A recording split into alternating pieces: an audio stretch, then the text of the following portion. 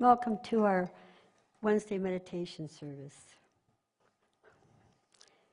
It's going to be a call and response, and I hope you respond to my call.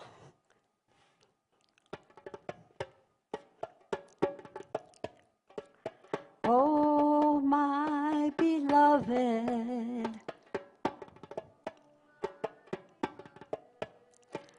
kindness of the heart,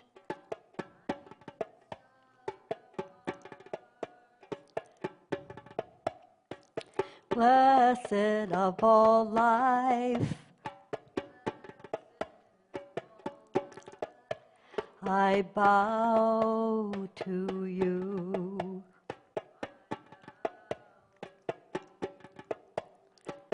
Divine teacher, divine friend,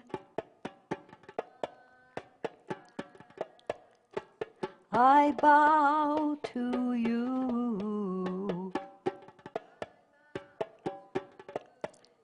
Again and again,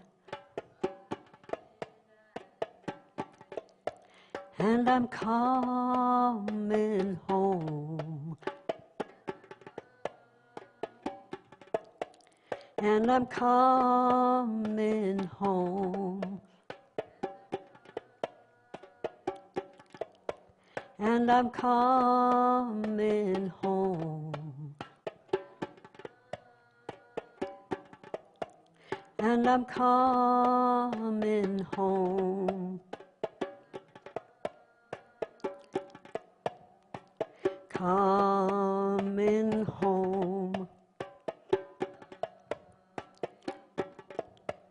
to the Christ within.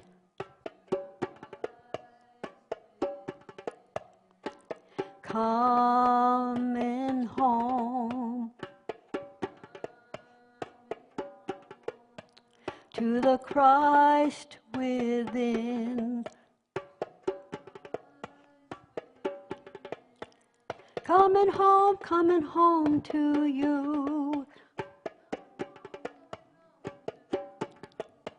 Coming home to you. Coming home to you. Coming home to you. Oh, my beloved, kindness of the heart, blessed of all life, I bow to you. Divine teacher, divine friend, I bow to you. Again and again, and I'm coming home, and I'm coming home, and I'm coming home, and I'm coming home. Coming home to you. Coming home to you. Coming home to you. coming home to you. Coming home to you. Coming home to you. Coming home to you. Coming home to you. Coming home to you. Coming home to you. Coming home to you. Coming home to you. Oh, my beloved, kindness of the heart, blessed of all life, I bow to you. Divine Master, divine friend, I bow to you. Again and again. And I'm coming home. And I'm coming home. And I'm coming home. And I'm coming home. Coming home to the light within. Coming home to the light within.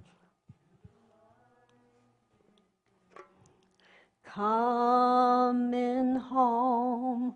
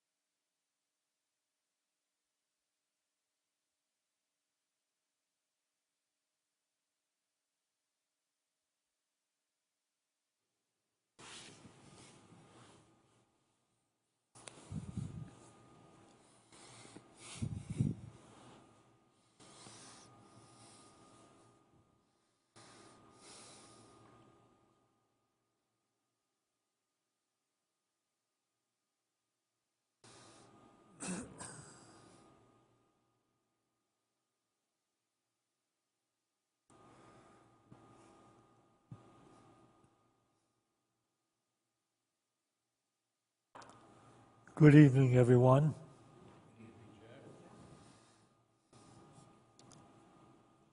Today we hear a lot spoken in the media about the threat to the First Amendment, freedom of speech. And you hear people talk about free speech. But I wonder if there is such a thing as free speech. So we should consider this, written in the book of James, close to 2,000 years ago. For every kind of beast and bird, or reptile and sea creature, can be tamed and has been tamed by humans. But few humans can tame the tongue, a restless evil, full of deadly poison. With it we bless the Lord and Father, and with it we curse others, and who are made in the image and likeness of God. From the same mouth come blessings and cursings.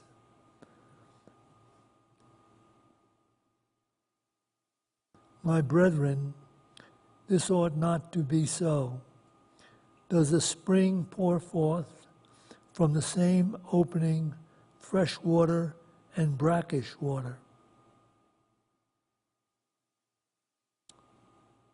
For every kind of beast and bird, or reptile and sea creature, has been tamed and has been tamed by human beings.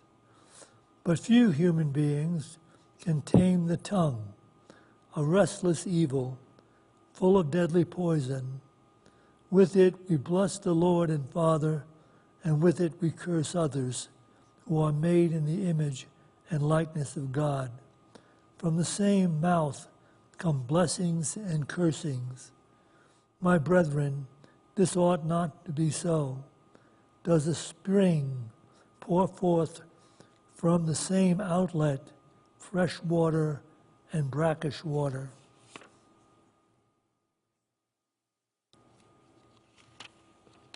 Well, speaking about the difficulty we have, and one of the things that has become very meaningful on the spiritual journey is this ideal of mindfulness. We simply have to become more mindful of what it is we allow to flow forth from us into the world, because we are not separate from the results of those things that we allow to flow through us, and especially our words. So that's what mindfulness is all about. We have so long, down through the ages, so many people disregard the idea of reaping what we sow. But nothing could be more focused than reaping what we sow in regards to what we say, the words we speak, because that is instantaneous. In other words, we create unhappiness, we create guilt, we create conflict, we create resentment by using words incorrectly or irresponsibly, because we're not mindful enough to realize we're doing this to ourselves. Early in my ministry, when I did counseling,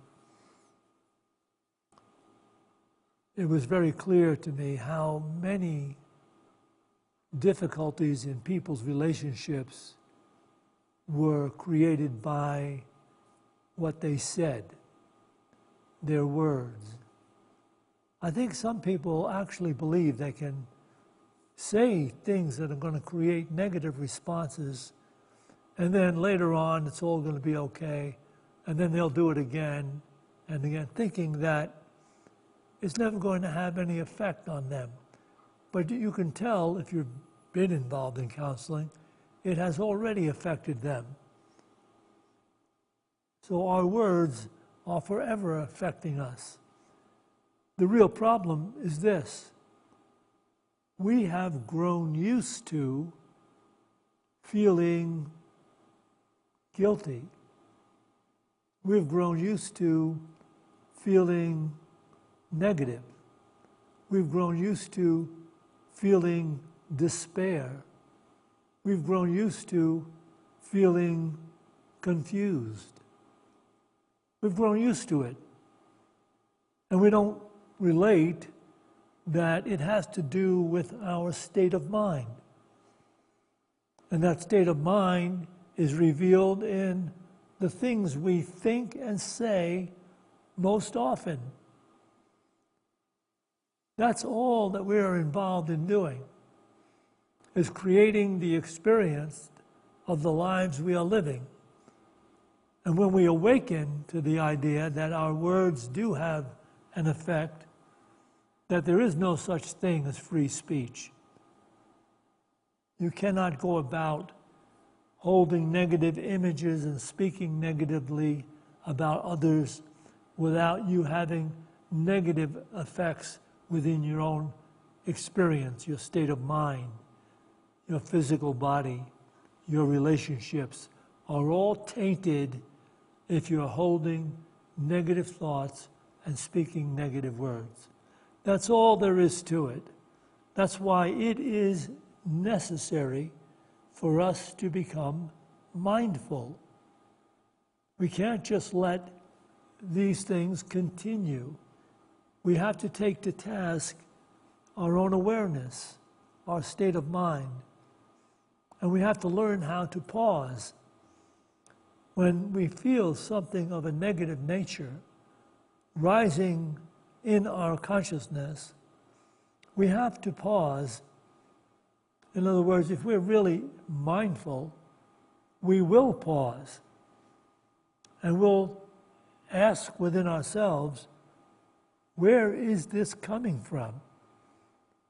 Why am I holding this negative image? Why am I about to say something that I really don't want to say? And then you'll find it. You'll feel it within yourself. There'll be some negative element within you, some feeling about a particular type of person or the particular lifestyle that person lives.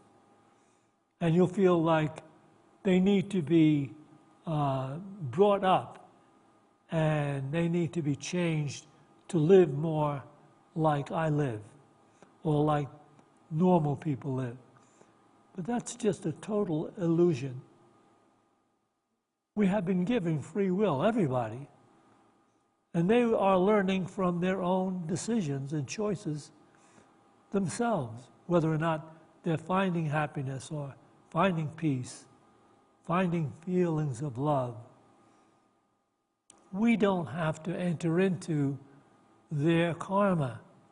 And the moment we do, the moment we hold those judgments and make those statements, whether it's directly to them, which it seldom is, or whether it's to other people that we have around us, it doesn't make any difference.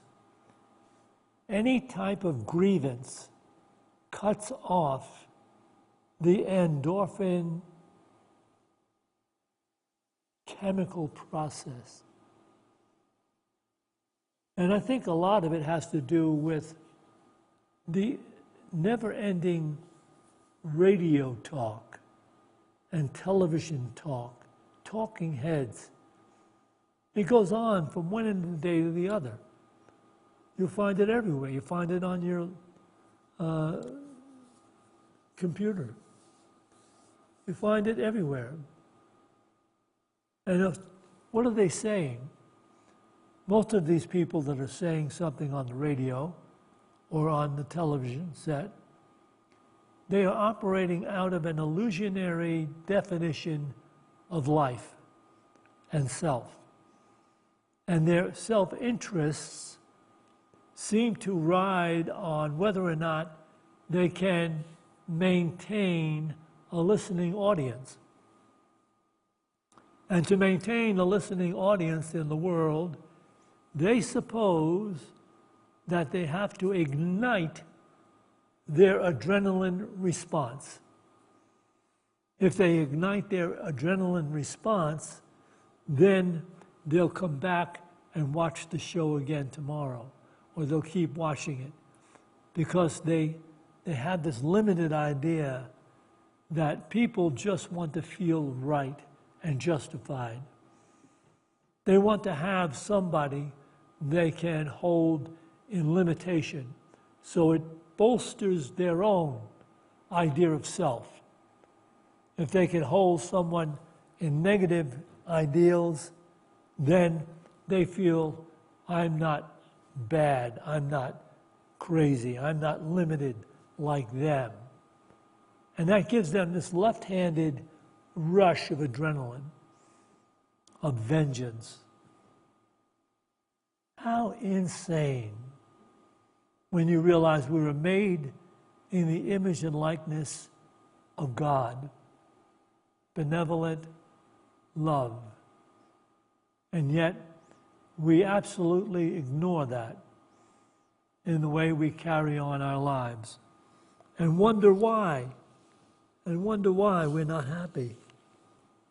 Wonder why things don't work out for us. Because the universe is set up in that way. It says you're going to reap what you sow. Could anything be more honorable? The fact is we become so anesthetized, we become so limited in the experiences we're having, we've grown used to feeling bad. We've grown used to complaining about how things are. We've grown used to blaming something, anyone, anything, but our own thinking. That's what we're doing. And of course, we get to a certain place where we wonder why life isn't working. It's because the design of life is such that you should love your neighbor as yourself. And then you should think about your neighbor the way you would want to be thought about. And that you should speak in regards to your neighbor the way you would want your neighbor to speak about you. If you're not doing that, it's simply because you're not awake yet to the fact that you are made in the image and likeness of God, and you are made to grow up and ultimately claim that image, so you'll claim happiness for your life.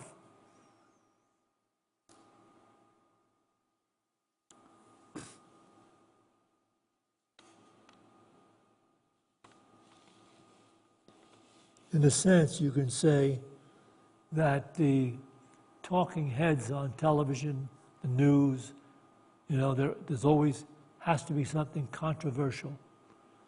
And if they can keep that controversy going, they can ignite your response, your negative response. They can ignite your feeling justified because someone is doing something that doesn't fit with your point of view or the way you want things to be. And the talking heads are getting you all riled up about what's happening, especially in the political situation. We're being conned into holding grievances within ourselves without ever knowing it's poison to the soul. It's poison to our own well-being. You can't hold negative images and grievances about anyone or anything, because that is holding you in that image. So, what do you do about it? You start to do the work that is, put out there by Unity. You start to do the spiritual practice. You start to practice mindfulness. And you can ask yourself, am I mindful? Am I aware when my emotions and my thoughts are churning negative? Do I pause?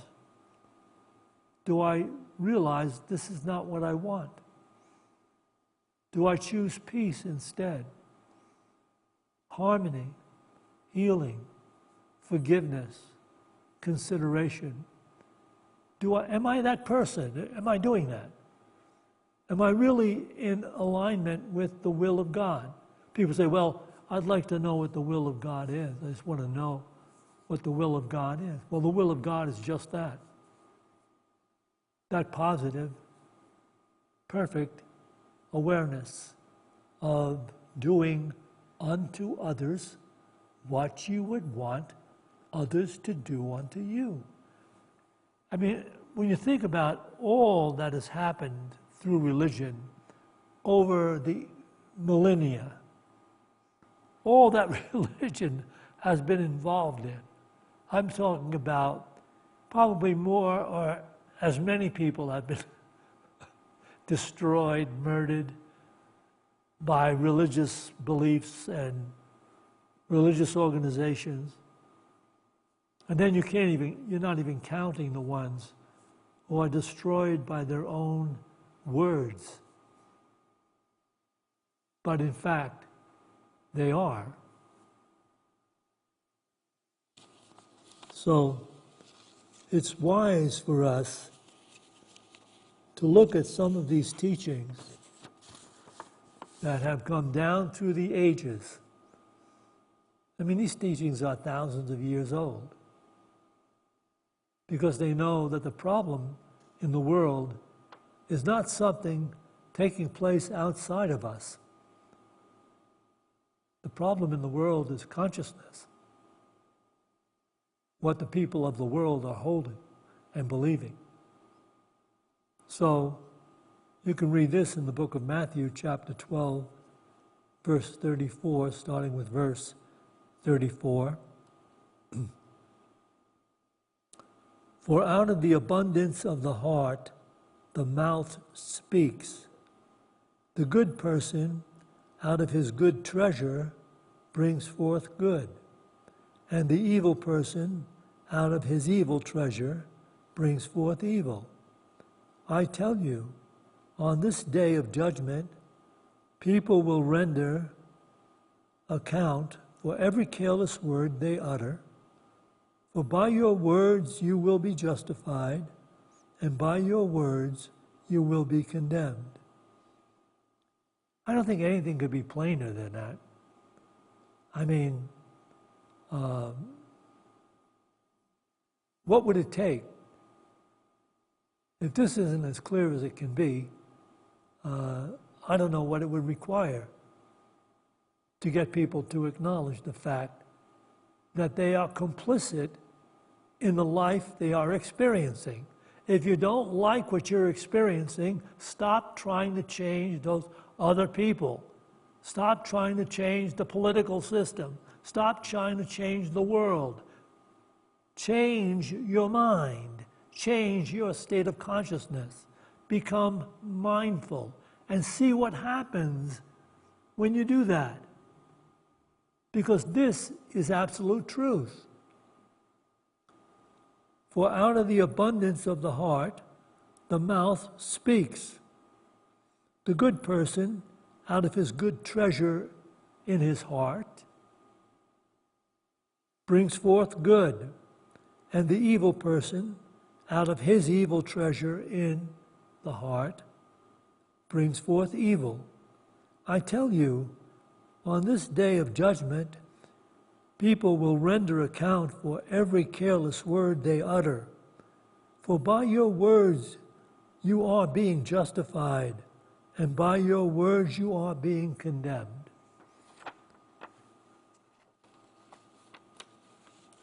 You know, people sometimes ask me, when they think about it, and I talk about my misbegotten youth, how I grew up in a really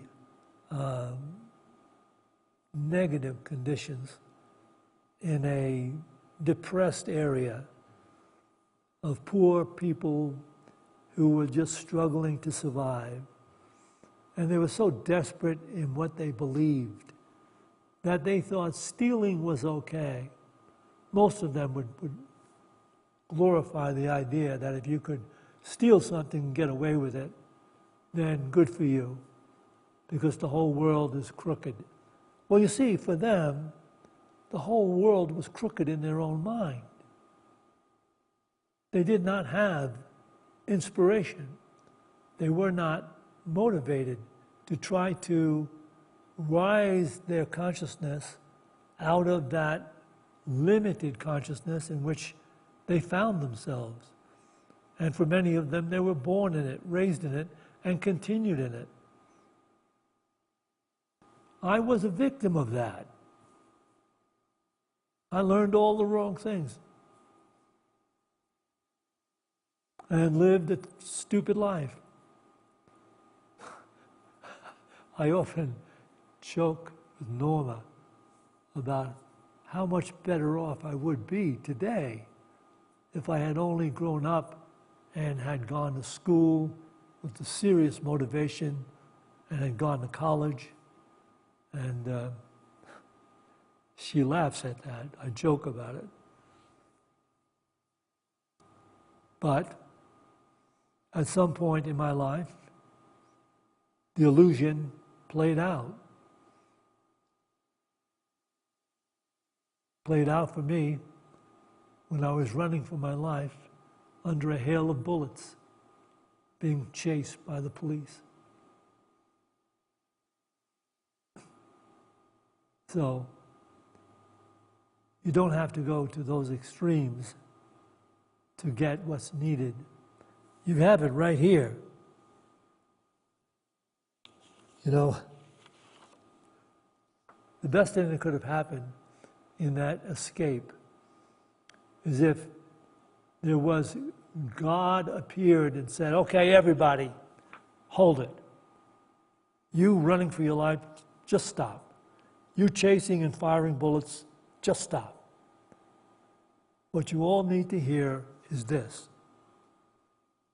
Out of the abundance of your heart, your mouth speaks, your life takes shape. The good person, out of the good treasure, brings forth good in his experience, her experience. The evil person who thinks evil brings forth evil in his or her experience. So now, what are you all up to here? Wake up. Wake up. Live the will of God. These scriptures are here for you. They're free.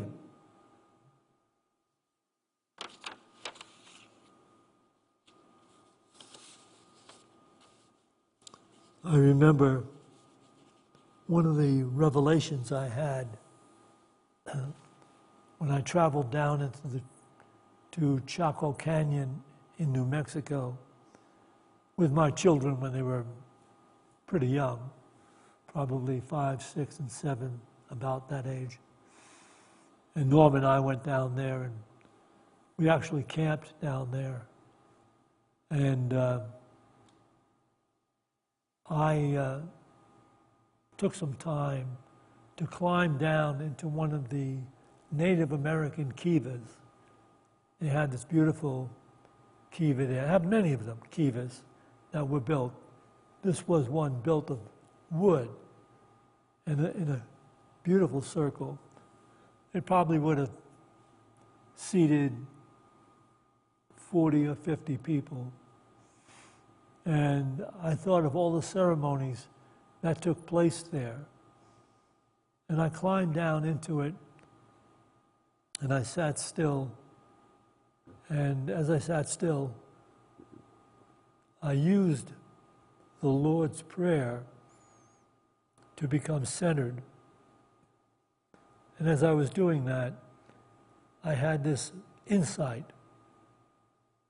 In the Lord's Prayer at that time, as I understood it, it was, forgive us our debts as we forgive our debtors. And it made it sound like, Father, who art in heaven, holy is thy name. Thy kingdom come, thy will be done, in earth as it is in heaven. Give us this day our daily bread, and forgive us our debts as we forgive our debtors. And in some places it's written, and forgive us our trespasses as we forgive those who trespass against us. For thine is the kingdom, the power, and the glory.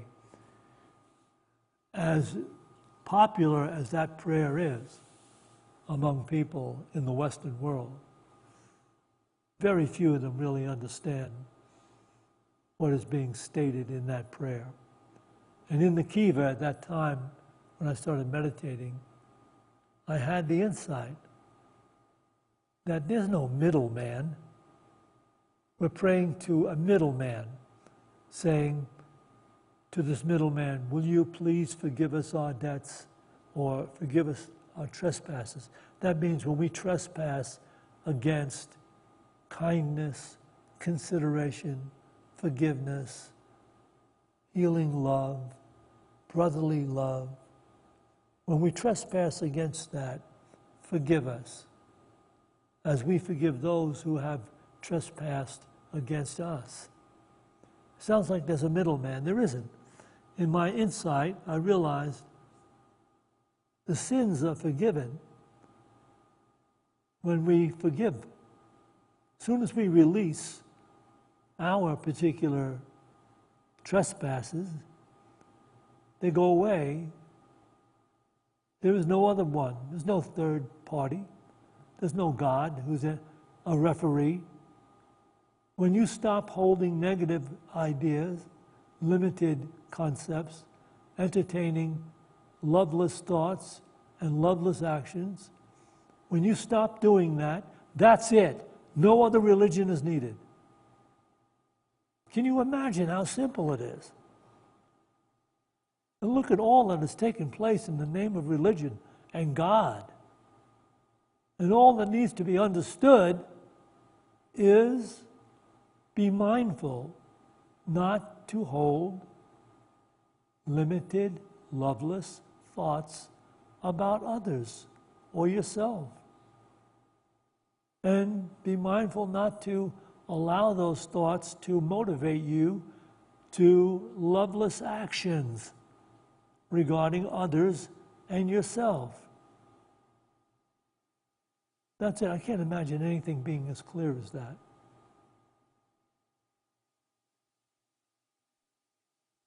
But there it is. Every day you see people half crazy, unhappy, seeking solace.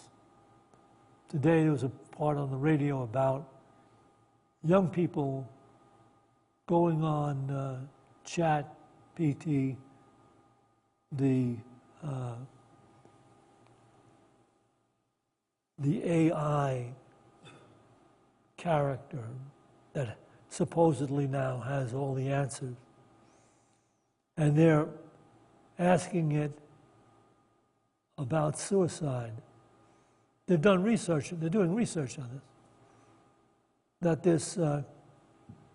this artificial intelligence has been programmed, and supposedly it has access to the entire universe of knowledge on the internet. And young people are going to it and asking the question, not only about suicide and what is the result, but how to commit suicide, what's the best possible way, and stuff like that. And the research shows that this, advanced artificial intelligence seldom gives a meaningful or helpful response that psychologists and psychiatrists and doctors would agree with. It does sometimes give the suicide phone number, which is 988. It sometimes gives that right off the bat. But as they continue to question this artificial character, they get a lot of misinformation, and it doesn't really help. So, if you want to find your way into the life truly worth living, then become mindful to live the ideals shared by the masters down through the ages. They have never stopped sharing them. They have always been available. All we have to do is take them in and begin to align our consciousness with those divine ideals. Okay, we're going to take some time to meditate, which is one of the good spiritual practices. Quieting the incessant thinking of the ego-centered definition of life. We quiet that down and allow ourselves to be here. You can take a couple of deep breaths and release your breath. Release any tension you may have. Certainly release any cares or concerns that you feel are pressing and causing you to feel negative emotions. Just for these few moments now, let all that go. Just say, okay, it's okay to be sitting here. It's okay to be sitting here meditating.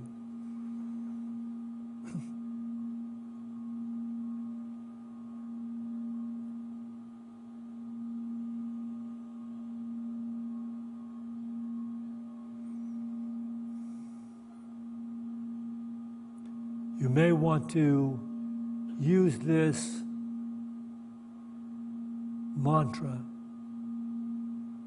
to focus your mind gently so that you're not just contemplating thoughts this way and that way, up and down, right and wrong. You're actually meditating because you're gently being mindful of this thought, this mantra.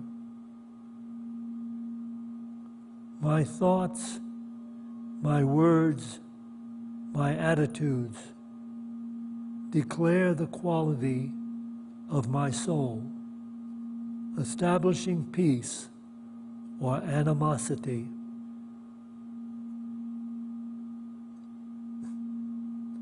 My thoughts, my words, my attitudes declare the quality of my soul, establishing peace or animosity.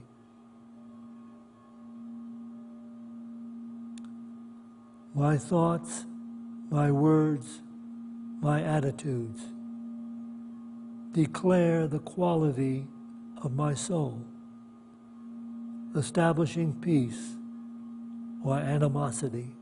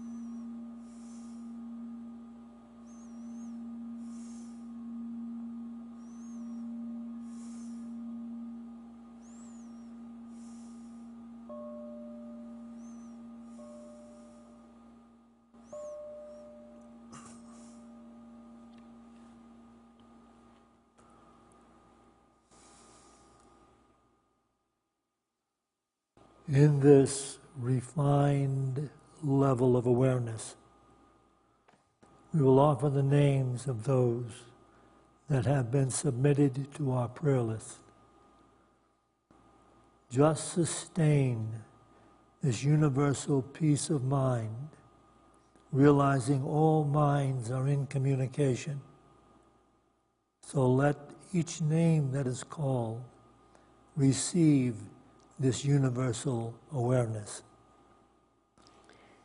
Jesse, Nick's clients and colleagues, Ben, Harvey, Kyle, Louis Jordan, Kathleen Munoz, Robin Woods and her 2 dogs, Sue Hollinshead, Huxley, Sylvia, Hugh and Jackson, Sarah, Orion and Jess, Joey and Annie, Jenny, Burl, Bob Larson, Ezra and parents, Mulaney, Nick, Nicole, Sal, Celeste, Ruth, Lisa, Michelle, friends and family, immigrants, migrants,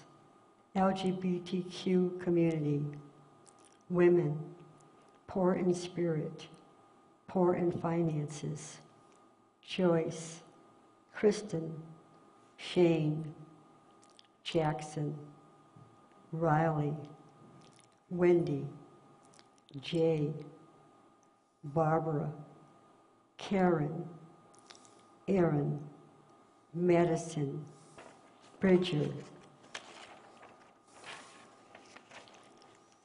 Jason, Lois, Yvonne, Paula, Orion Sky Carlson, Audrey, Austin, Orion, and Jen, veterans and those serving in the military, Kay Schumacher, Joanne beat cancer, Loretta beat cancer, Jimmy Mac H&H, Edward Idnick, Jane Goodall, Earth Mother, Ron beat cancer, heal health.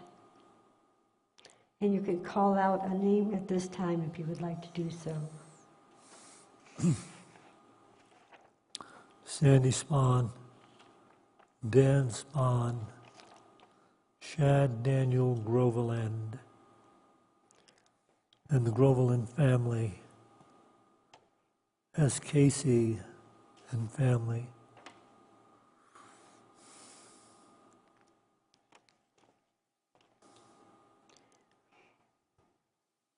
I see this healing light surrounding the prayer box and all the people whose names that have been submitted throughout the month. We see them healed, physically, mentally, and spiritually. Let us take a few moments now to embrace the vision of the new heaven in earth, seeing this established by the rising in consciousness in the awareness of everyone sharing this Boulder community with us. This rising in divine consciousness occurring in the awareness of everyone sharing this state of Colorado with us. And this consciousness arising in the awareness of everyone sharing these United States of America with us. And now this consciousness flowing into the awareness of everyone in every nation, in every religion, in every creed, in every place. People are entering into the new awareness of divine consciousness. As we pray, the light of God surrounds us. The love of God enfolds us. The power of God protects us. The presence of God watches over us. Wherever we are, God is, and God is love. To this we say, Amen.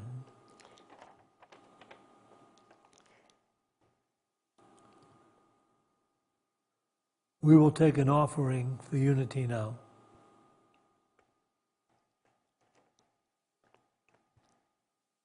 I invite all of you that are watching this on screen that if you're tuning in to get some insights into how to live your life more effectively, beautifully, harmoniously. It will only enhance that experience if you also decide to financially support Unity of Boulder, sending in a gift on a regular basis. And everyone here can bring into their hands that gift they'd like to make to Unity of Boulder. And let's pray this divine prayer.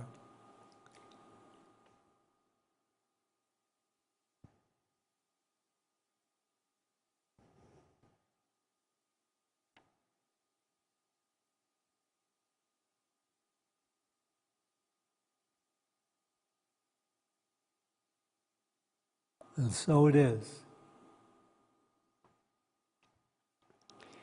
Spread over us wings of your peace. Spread over us wings of your peace. For with you is the source of light. In your light do we see light. For in you is the source of light.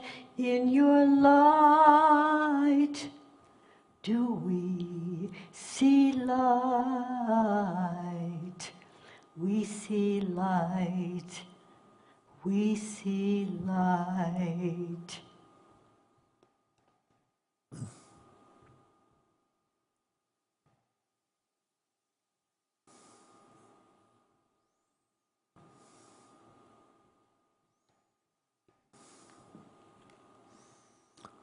Join me now, please. We dedicate this tithe to the will and the work of the Spirit of Truth, the Spirit available to each of us, the Spirit that joins all of us. We dedicate this tithe to the victory of the Spirit of Truth. Amen.